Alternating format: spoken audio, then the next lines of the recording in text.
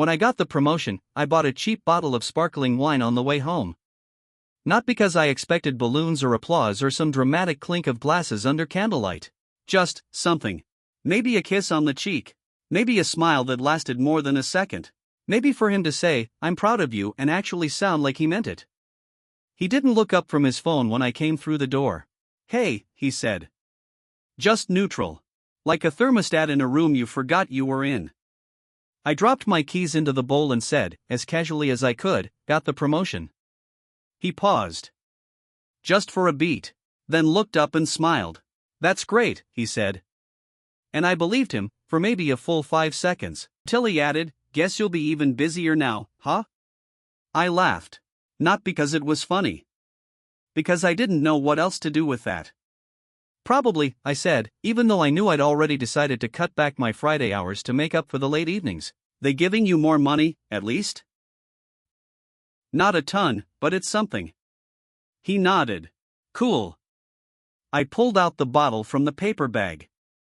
"Thought we could have a little toast." He looked at it like I'd set down a dead bird. "I have an early call tomorrow." "It's Tuesday." Still. I left the bottle unopened. When we first met, he told me I was intimidating. That I seemed like the kind of person who always knew what they wanted. At the time, it felt like a compliment. I'd worked hard to be that person, clear-headed, direct, efficient in conversation. My mother used to tell me I was too much. Too intense. Too focused. "Just let things happen sometimes," she'd say. "Don't always try to control everything." She'd say it over laundry piles or phone calls while she stirred dinner. I learned to smile through it, to soften myself, to laugh when I didn't find things funny. With him, I thought I didn't have to do that. At least not at first. We met at a friend's game night. He made a dry joke about Monopoly that only I laughed at. We bonded over a shared hatred of Caton. He asked for my number by pretending to need it for a group chat that never existed. He was charming, sarcastic in a way that felt sharp but not mean. He worked in marketing. Hated his boss. Talked about starting his own thing someday. I loved that he wasn't obsessed with career ladders. That he called them soul traps. At the time, it felt freeing. I didn't realize how much I needed someone to let me stop striving, if only for a while. But now, 2 years in, things felt different. I wasn't striving to prove myself. I was just living, succeeding, trying not to apologize for that. And still, every time something went right for me, he seemed to flinch. The day after the promotion, he made coffee but didn't leave any for me. Not in a spiteful way. Just forgot. "You could have texted me when you were almost home," he said when I mentioned it. I did. He frowned. "Oh. Must have missed it." That night, he brought up that I hadn't done the dishes. We'd never had a set rule about it. Usually whoever cooked didn't have to clean. But we'd ordered takeout. "It's just. I'm not your housekeeper," he said. "I never said you were." He nodded, but his jaw tensed. Then he added, "I'm just saying, we both live here." I wanted to scream. Or maybe cry. Or both. But instead I just said, "Okay. I'll get them." He walked off to the bedroom. I did the dishes. Slowly. Not because I wanted to clean. Because I wanted to cool down. That weekend, we went to a friend's birthday. A backyard thing, lots of beer and folding chairs. Someone asked me about work. I told them, maybe a little too brightly, about the new position. "Damn," said Marcus, one of the other guests. "Moving up in the world. You're gonna leave us all behind." I laughed. "Hardly. It's still just spreadsheets and emails, just a fancier title." I glanced at him, my boyfriend, hoping he'd be smiling. Proud. Maybe even teasing. He was on his phone. Later, when we got home, he said, "You really went off about your job tonight." Someone asked. "But you didn't have to give a TED talk." It was a joke. But not really. "Sorry," I said, automatically. He didn't say anything. That night, I lay awake thinking about the promotion. About the unopened bottle still in the fridge. About all the times he'd said things like, "I don't want to be with someone who treats life like a competition." I'd never thought of myself as competitive. Ambitious, sure. But not cutthroat. Not ruthless. But lately, every success made me feel guilty. Like I was stepping out of line. Like I was asking for something I didn't deserve. And the worst part? I wasn't even sure who I was asking. A week after the promotion, I got my first project assigned under the new title. It wasn't flashy, no big campaigns or client dinners, just a regional restructure rollout. But it came with visibility, a dotted line to the VP, and a lot of late nights. The night I finalized the initial strategy deck, I got home at 9:15 p.m. He was on the couch, playing something on his PlayStation with the sound too loud. I leaned in the doorway for a few seconds, waiting for him to notice me. He didn't. "Hey," I said, setting my bag down. He paused the game. "You already eat?" "No, I figured we'd maybe do something." He shrugged. "I had leftovers. Wasn't sure when you'd be back." I waited a beat, then said, "I finished the rollout deck." "It's done." My boss loved the direction. "Cool," he said. "Hope they don't make you do 10 more versions." And that was that. I microwaved something from the freezer. Ate standing up. I wasn't even sure what I wanted from him. A hug? A raised eyebrow of admiration? Maybe just for him to ask to see the slides. But he never did. He unpaused the game and went back to shooting digital enemies, and I ate soggy pasta with marinara sauce that tasted like metal.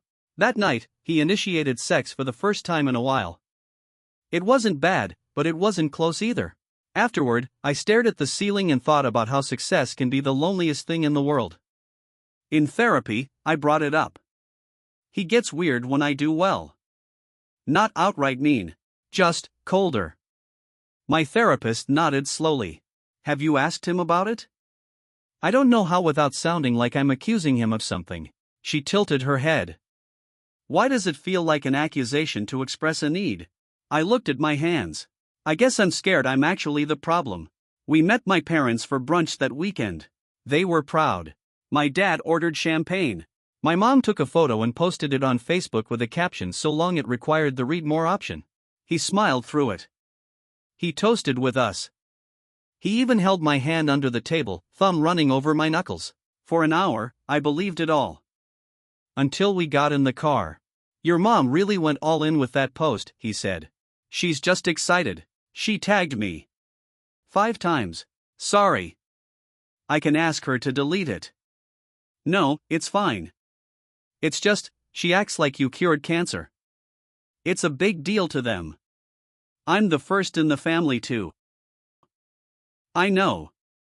He turned the volume up on the radio. The rest of the drive was quiet. That night, we had people over. Not for a party, just a few friends, some wine, snacks. I didn't plan to talk about work, but someone asked about the promotion and the rollout deck. I kept it short. Or tried to. "It's just a structural shift, but I got to lead it," I said. "It's exciting. I'm learning a lot." "That's amazing," said Lauren, one of his friends. "God, I don't even know what half that means, but it sounds so boss." He chuckled and said, "Yeah, she's taking over the world one spreadsheet at a time." Everyone laughed. Except me. After they left, I started picking up glasses. He stayed on the couch, watching a stand-up special on Netflix. "You okay?" I asked. "Why? You seemed off tonight." "You were kind of holding court, babe." Didn't want to interrupt. I set a glass down too hard. It cracked. I wasn't holding court. People asked me questions. He muted the TV. "Jesus, okay. I didn't mean anything by it. It's just." "Just what? You want me to jump up and down every time you get a gold star at work?" I stared at him. "Wow." He stood up. "You know what I meant. Do. You've been different lately. I'm tired. I'm working more. I'm trying. And it feels like I'm not even in the picture anymore. Maybe if you looked at me instead of your phone." Don't turn this into a me problem. It is a you problem. You resent me for being happy. That word hung in the air like smoke. He didn't respond, just walked into the bedroom and closed the door. I stood there, holding the cracked glass, my hands shaking. Later, he came out. Didn't apologize. Just sat next to me, wrapped an arm around my shoulders. I don't want us to fight, he said. Me neither. We sat in silence for a while. Then he whispered, I'm scared I'm falling behind. It took everything in me not to say, then run faster. Instead, I rested my head on his shoulder and said, You're not. We're just on different parts of the path. But that felt like a lie. And worse, it felt like the kind of lie you tell someone you love when you start to doubt they'll catch up. He started calling them your people. As in, are your people still doing that weekly strategy meeting? Is that how your people handle feedback? I guess your people are really into late-night emails. It was subtle. So subtle, I wasn't sure if I was being paranoid. But once I noticed, I couldn't unhear it.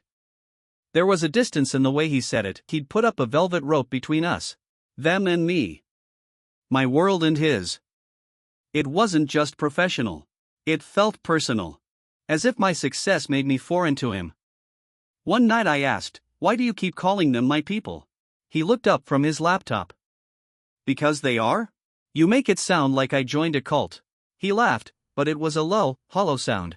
Look, I don't mean anything by it. But you do. He closed his laptop. I just don't relate to that world, okay? You've worked in marketing for 10 years. You've pitched clients. You've built decks. And I hated it. So I should hate it too? No. I'm just saying it's not for everyone. I didn't respond, not because I had nothing to say, but because I didn't want to watch him dismiss it all again. He used to talk about starting something of his own, a branding consultancy, or maybe something in storytelling. He had big ideas, scribbled in notebooks, scattered across our apartment. Now those notebooks were closed, stacked in a corner under the Wi-Fi router, collecting dust. I asked him once, gently, what happened to your project with Theo? The storytelling app thing? He shrugged. Theo got busy. I got busy. You were so excited about it. Well, not everyone gets a team and a VP who believes in them. There it was. The jab inside the joke. Sometimes I would bring home snacks from the office. Or little freebies, branded water bottles. One time, a candle from a vendor. He used to joke about how my job was corporate Christmas. Now he just said, another trophy? He said it about the candle. The candle. I started staying at work later. Not just because I had to. Because I didn't know how to be home without monitoring my tone, my excitement, my light. Because it was easier to be with coworkers who celebrated wins, even small ones, than to come home and shrink. He wasn't cruel. That was the hardest part. He still made dinner twice a week. Still asked how my day was sometimes. Still kissed my forehead when I looked tired. But the distance was there. A pullback. A hesitance to lean in. It was like I'd become someone he wasn't sure he liked anymore, and neither of us knew how to say that out loud. We visited his parents for a weekend. I brought a bottle of nice wine.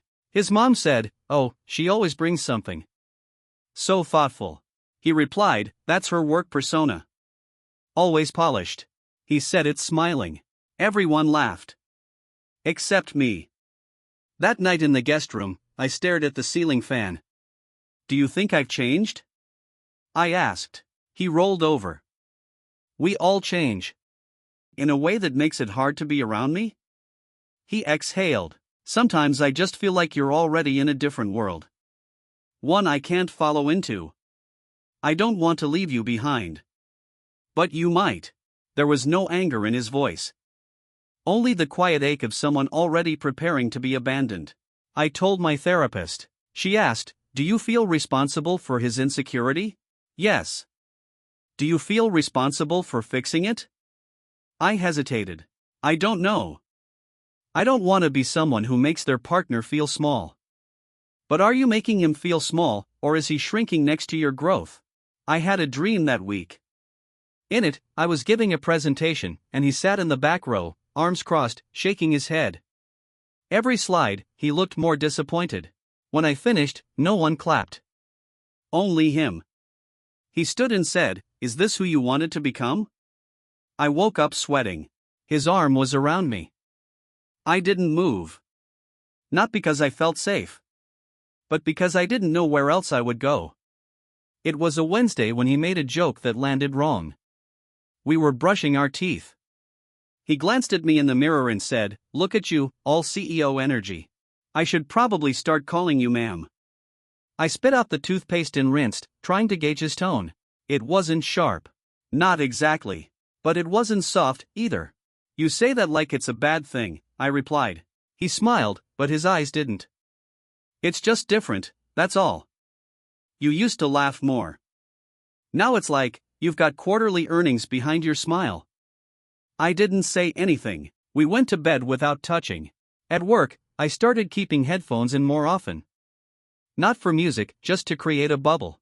People assumed I was focused, efficient. But I was also avoiding hearing my own thoughts echo. Somewhere along the way, my wins had begun to feel like secrets. I didn't post them. I didn't brag. I didn't even tell my parents the full details. He had a good week. A client finally approved the concept he'd been pushing. I congratulated him earnestly, made his favorite dinner, even brought a six-pack of his favorite beer. He smiled for real that night. "Feels good to be seen," he said, raising a bottle. I clinked his with mine. I said, "It does." Friday, I had an impromptu coffee with my boss, who floated the idea of fast-tracking me for a senior strategy lead position in the next year. "You've got presence," she said. "People listen when you talk." I smiled, blushed, nodded. And then, instantly, I felt guilty. Driving home, I rehearsed how I'd share it with him, maybe just say we had a general check-in. Leave out the compliments. Soften the shine. When I walked in, he was sitting on the couch, scrolling. "You're home early. We ended a little early today. Must be nice." I swallowed. The news died in my throat. It was. We ordered Thai. He asked if I wanted to watch a movie. I said sure. Halfway through, I reached for his hand. He didn't pull away. But he didn't squeeze back, either. Just let it sit there. Like it was being tolerated, not wanted. That weekend, I had to go into the office for a last-minute crisis. He said he'd wait to have lunch until I got back. I told him not to. I came home around 3. He was irritated. "You said an hour." It ran longer. I texted. "I made plans. Now I'm behind. I told you to go ahead without me." He picked up his jacket. "Yeah, well. Maybe next time just say you don't have time for lunch instead of pretending." "Pretending what?" "That I wanted to see you?" "I did. Could have fooled me." He left. I sat down on the floor, back against the fridge, and cried. Quietly. Like I'd been taught to. My therapist once asked me what I did when I felt small. "I disappear," I'd said. "Even in your own home?" "Especially there." We had dinner with friends the following Tuesday. Everyone was buzzing about promotions, side projects, weekend trips. When someone asked me about work, I said, "It's fine. Nothing too exciting." He looked surprised. "Thought you had that big rollout going. And that thing with your VP." I shrugged. "It's just work." I saw it then. The tiniest twitch in his jaw. The lift in his chin. Like he'd won a round in a game I didn't know we were playing. Later, I couldn't sleep. I sat on the balcony with tea. He joined me after a while. No jacket. Just a blanket thrown over his shoulders. "You're quiet lately," he said. "I'm tired." He sipped from my cup without asking. He used to do that all the time.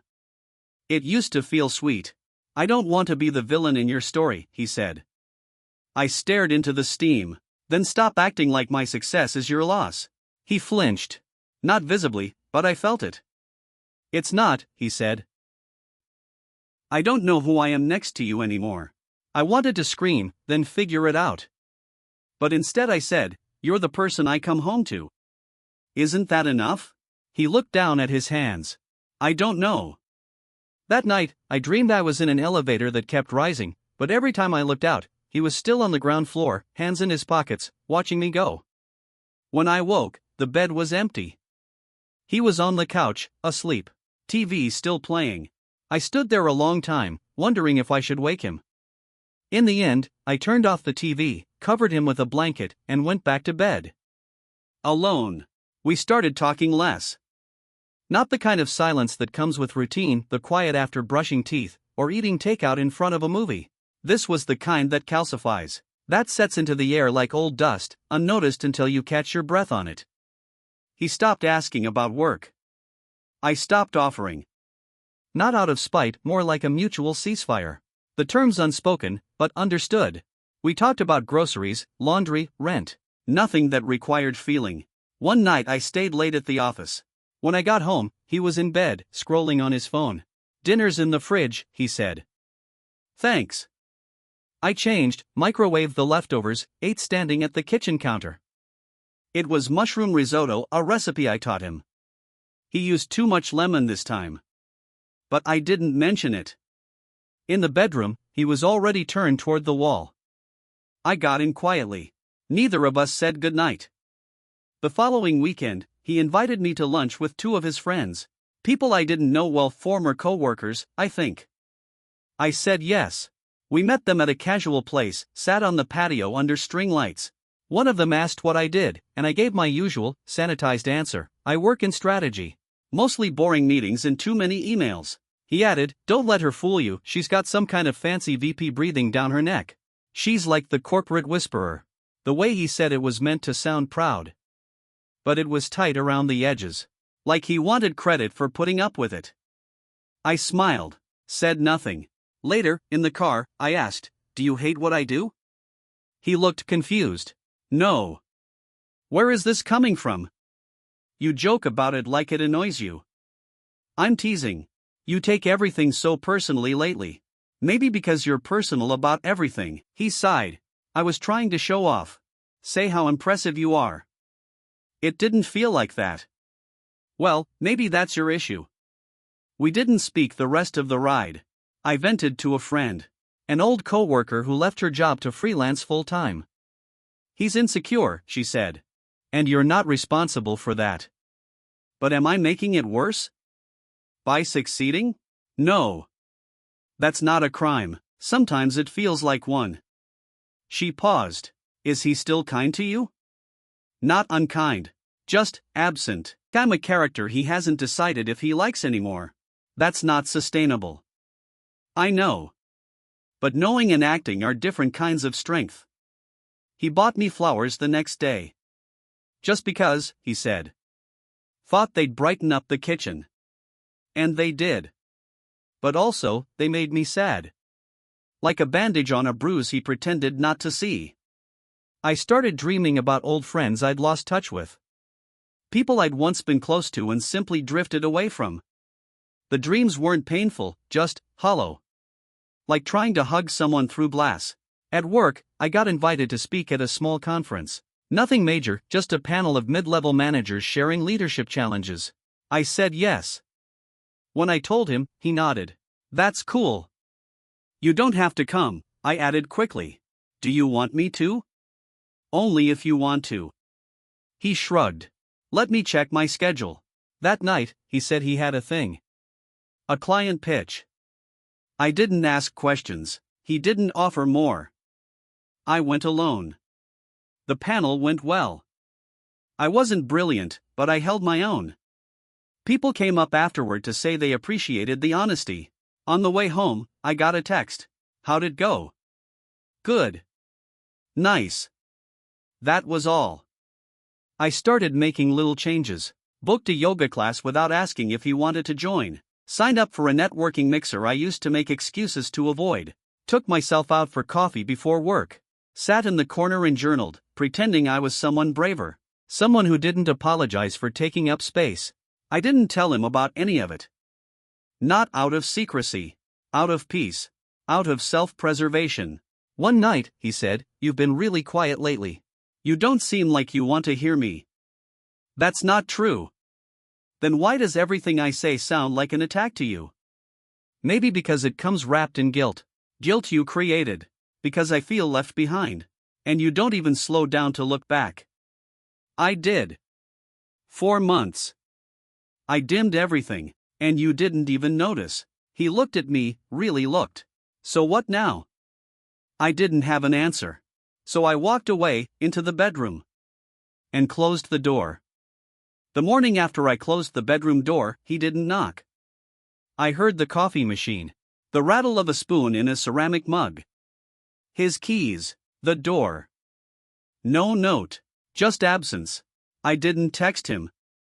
I went to work, gave a presentation, took notes in a meeting where someone misattributed one of my ideas.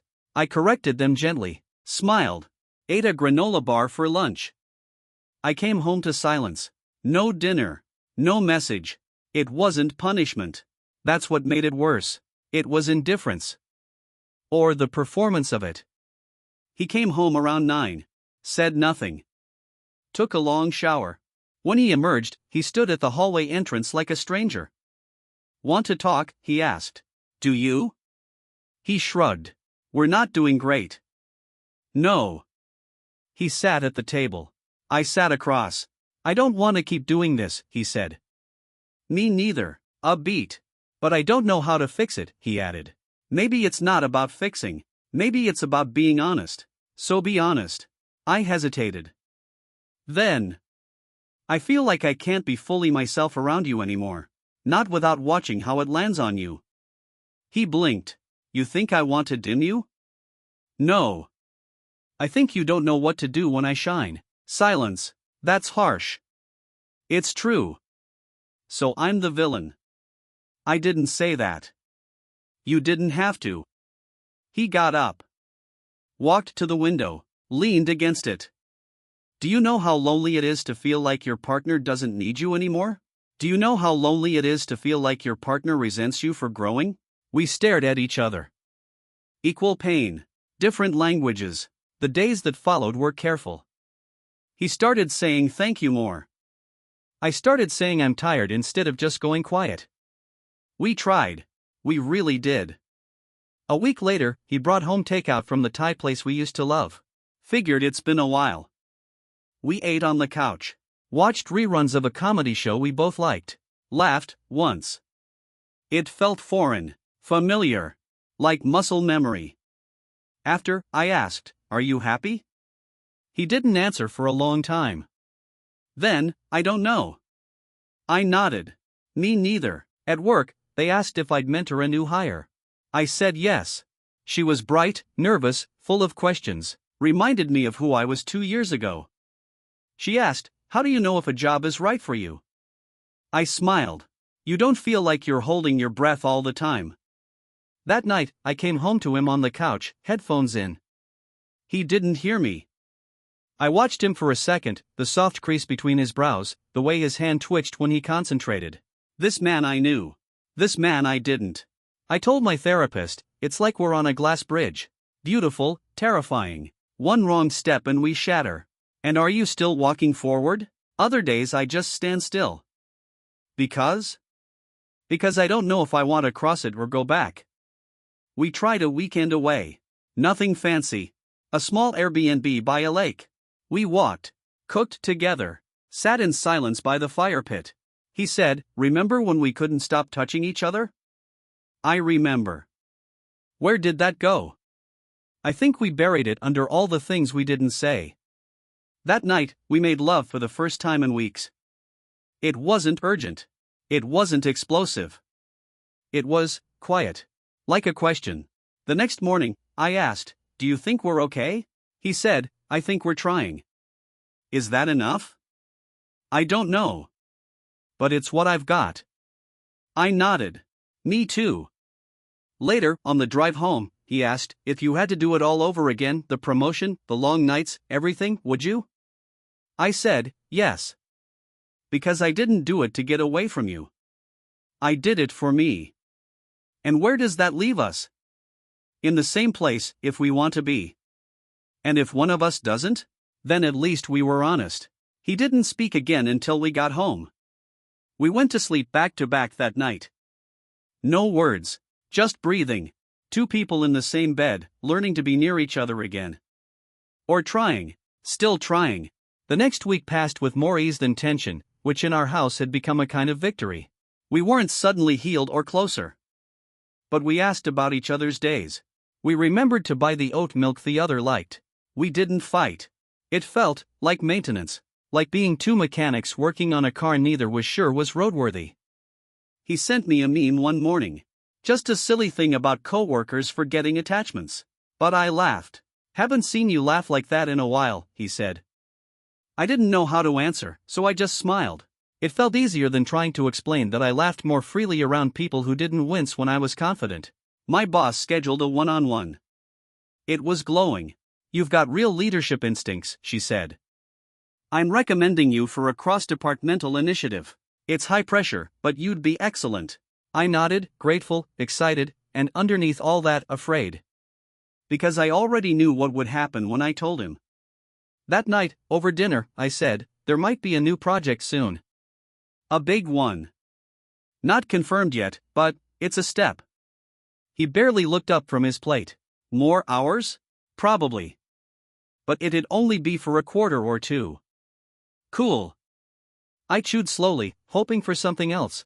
Encouragement. Curiosity. Instead, after a beat, he added, sounds like you'll be even more in demand. I looked at him. Is that a problem? He wiped his mouth, set down his fork. It's just hard not to feel like a side character in your life sometimes. You're not. Then why does it feel like you're always moving and I'm just watching? Maybe because you've stopped moving. He looked at me like I'd slapped him. That's not fair. Neither is carrying guilt every time something goes right for me. You think I'm not proud of you? I think you don't know how to be proud without resenting it. Silence. Then he stood. I'm not doing this again. He left the table. The food grew cold. The next day, I worked late. On purpose. When I got home, he was asleep. Or pretending to be. I didn't check. I lay awake, counting my breath. I wondered if we'd crossed a line, or if we were just circling the same one over and over again. On Sunday, we went grocery shopping. It was mundane, almost normal, till we got to the checkout line and the clerk asked how our weekend had been. He said, she's always working, so I guess I'll have to get used to solo Sunday errands. The clerk laughed. I didn't. In the car, I said, you didn't need to say that. It was a joke. It didn't feel like one. He gripped the steering wheel tighter. You're always assuming the worst of me lately. Maybe because you only show me your worst. We didn't talk the rest of the ride home. Later, he stood at the sink, washing dishes too hard. I don't want to be this version of me, he said.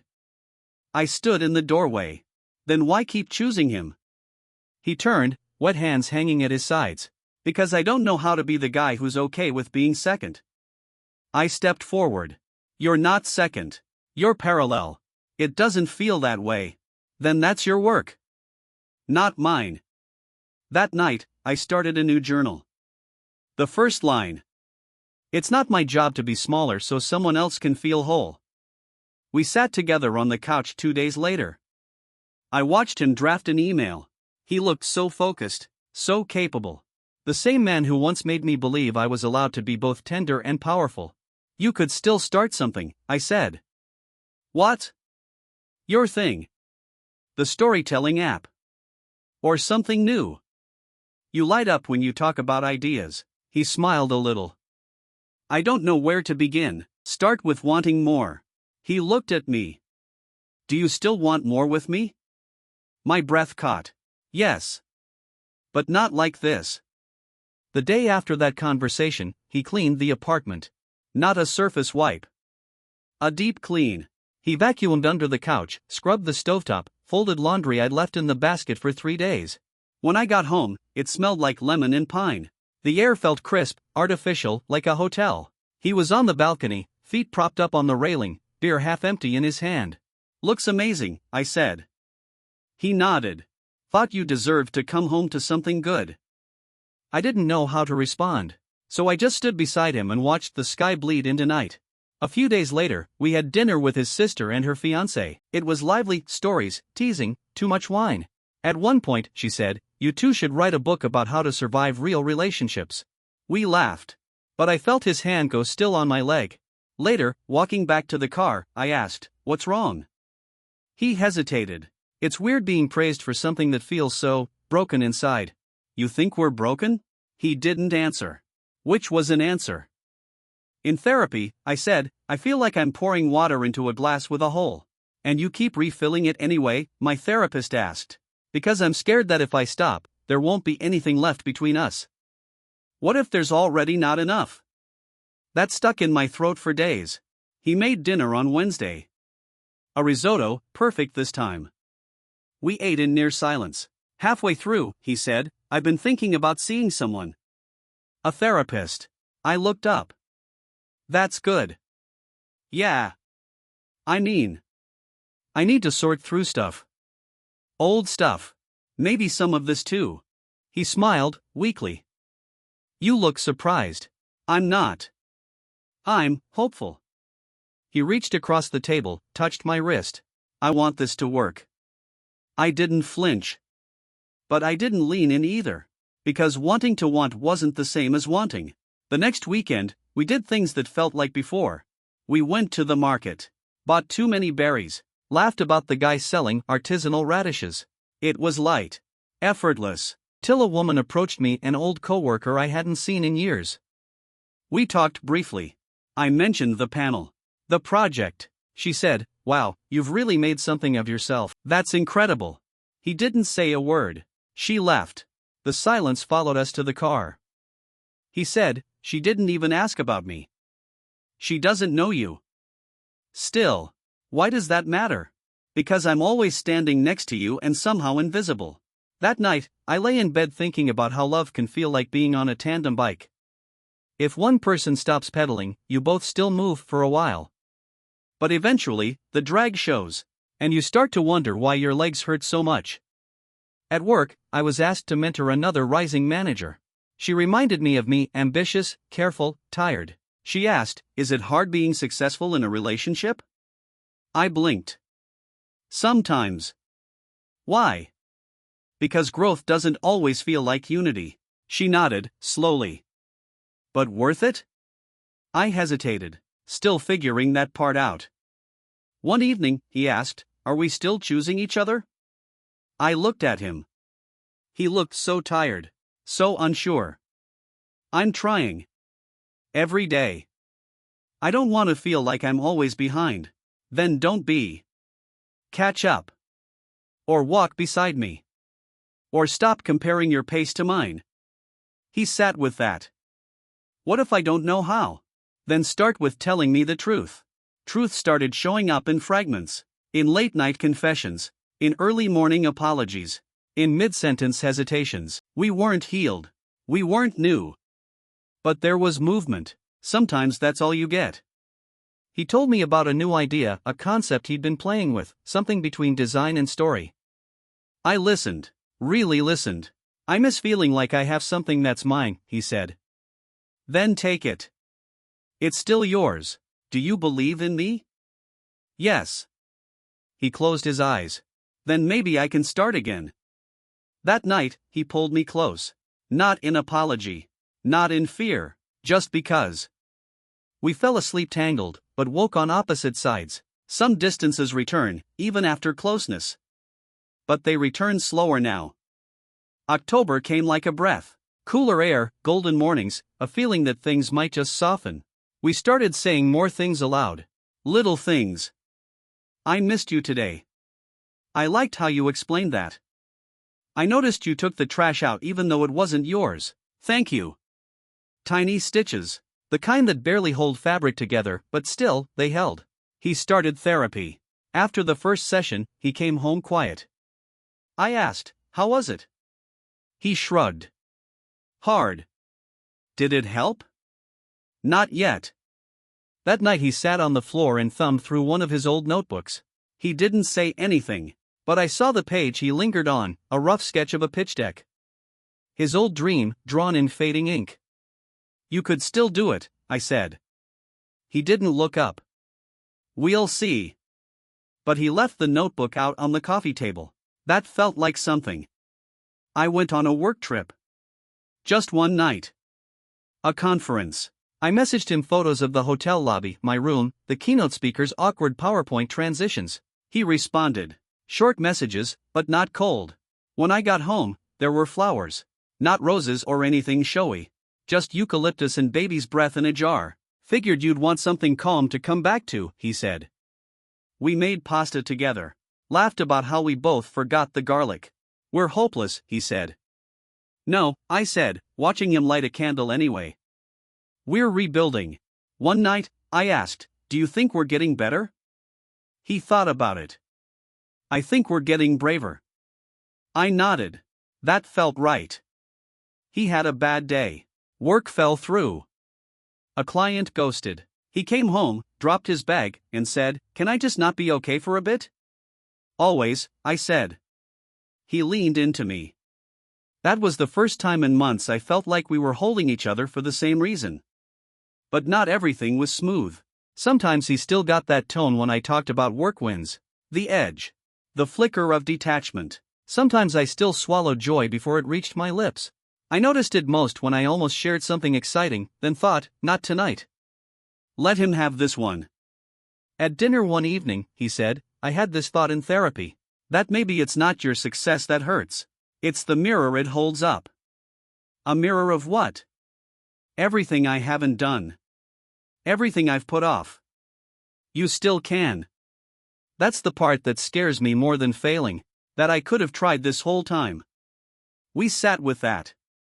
But you're trying now, I said. He nodded. Is that enough for you? It's a start. At my next performance review, I was offered the official lead role on the initiative. It came with a title change. A salary bump. A seat at the bigger table. I said yes.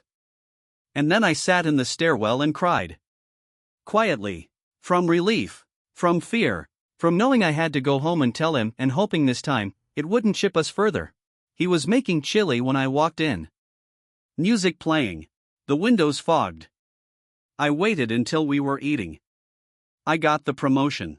He looked up. Blinked. Wow. That's great. You mean it? Yeah.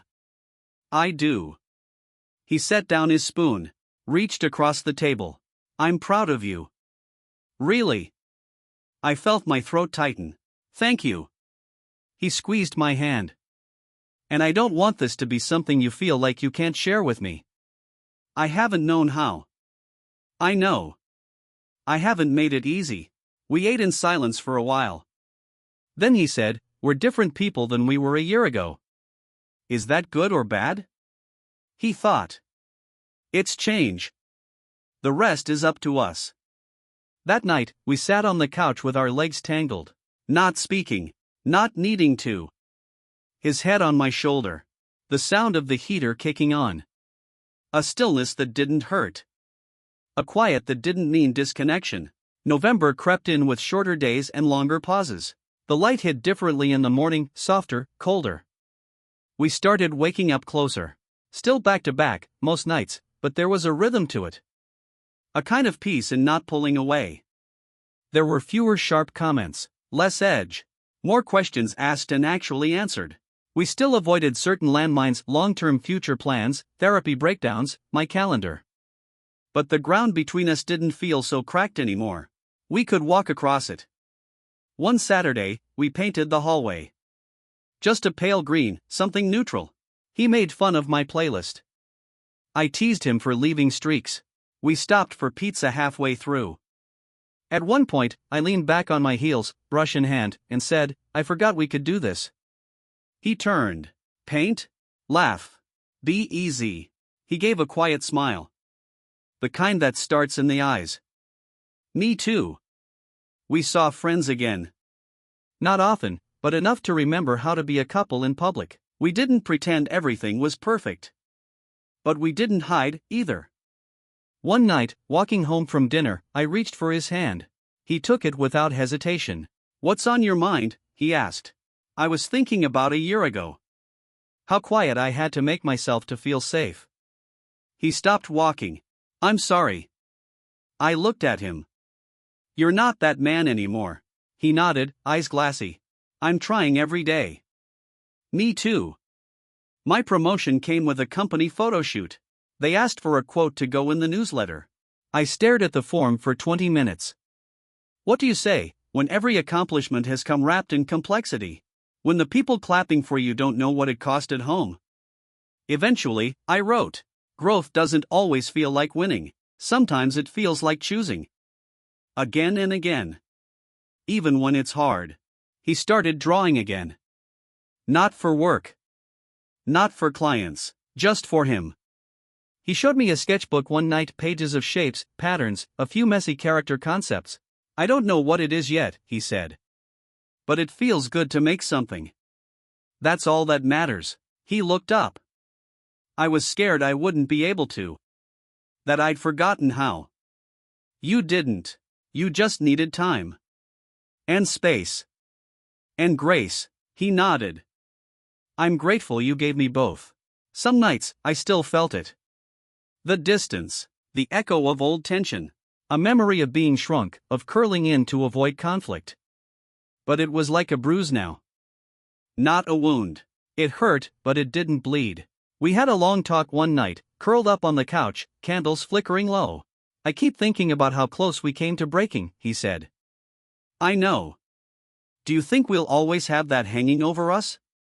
I think we'll always remember. But not with fear.